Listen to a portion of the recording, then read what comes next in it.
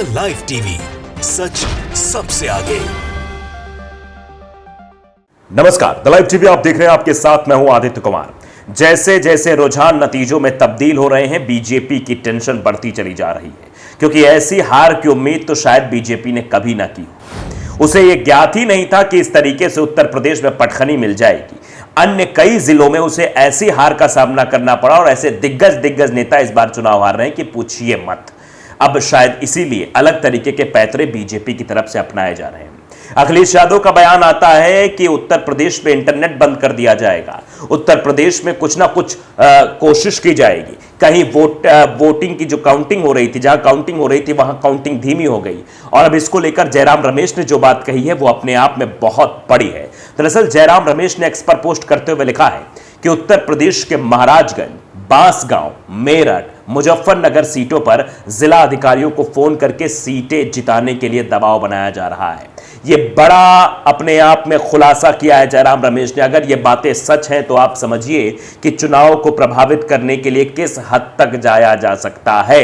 यानी अधिकारियों को फोन करके धमकाया जा रहा है, अधिकारियों को यह कहा जा रहा है कि ये सीटें जिताई जाए। आप समझिए मेरठ की सीट किस तरीके से फंसी हुई है, मुजफ्फरनगर किस तरीके से फंसी हुई है। दो सीटें बेहद अहम है और इन सीटों पर फोन करके बताया जा रहा है कि इनको जिताया जाए। 15:48 यानी 3:48 पर यह एक्स पर पोस्ट किया गया। और प्रशासनिक अधिकारी याद रखें कि सरकार बदल रही है। जयराम रमेश चेतावनी के लहजे में आगे यह भी कहते हुए नजर आ रहे हैं कि प्रशासनिक अधिकारी याद रखें कि सरकार बदल रही है और लोकतंत्र के साथ यह खिलवाड़ स्वीकार नहीं किया जाएगा।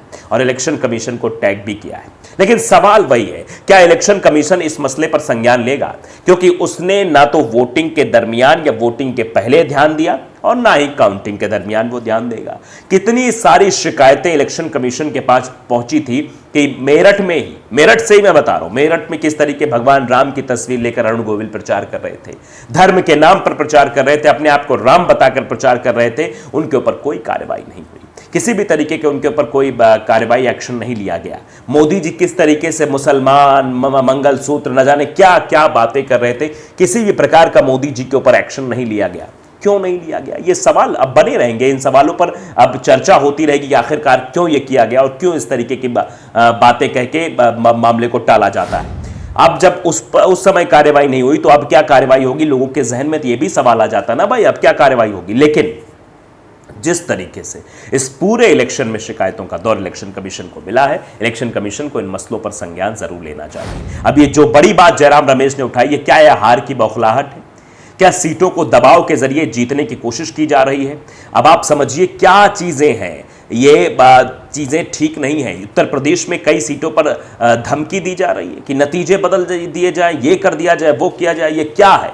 आखिरकार इस तरीके से काम होगा तो फिर आप समझ सकते हैं कि लोकतंत्र कहाँ रह जाता है, फिर चुनाव का मतलब क्या रह जाता है, फिर चीज़ों का मतलब क्या रह जाता है। जब अपने हिसाब से ही सब करना है, अपने हिसाब से सब देना है, मतलब जहाँ पर चाहो वहाँ पर धमका दो। इससे पहले भी जयराम रमेश ने बताया था कि 150 डीएम को कॉल किया गया है, लेकिन फिर भी नतीजे जो है वो पक्ष में नहीं आ रहे हैं। इसलिए टेंशन किस तरीके से लगातार बढ़ती चली जा रही है, आप साफ तौर पर देख पा रहे हैं। इसीलिए शायद इन अधिकारियों को फ़ोन करके किया जा रहा है। इलेक्शन कमीशन को इस मसले पर संज्ञान लेना चाहिए।